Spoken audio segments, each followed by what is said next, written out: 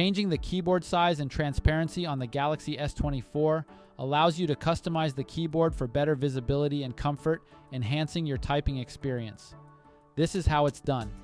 First, tap the Home button to return to the home screen. From the home screen, swipe down from the top to open the notification panel. Tap on the Settings gear icon. Scroll down and select General Management. Then, tap on Samsung Keyboard Settings. In the next screen, scroll down and tap on Size and Transparency. To resize your keyboard, hold one of the handles and drag it to make the keyboard larger or smaller.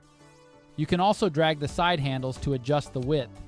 Move the controller to position the keyboard to the left, right, or center. Once you've adjusted the keyboard to your liking, tap on Done. If you ever want to reset it to the standard size, just go back and tap the Reset button. For transparency settings, you'll need to use the floating keyboard. Select the floating keyboard option, and you'll find the transparency adjustment. You can test the transparency by placing the keyboard over various parts of the screen. When you're satisfied with your adjustments, tap on Done. Finally, tap the Home button to return to the home screen. And that's it. Thank you for watching this video. Please subscribe to my channel for more tutorials.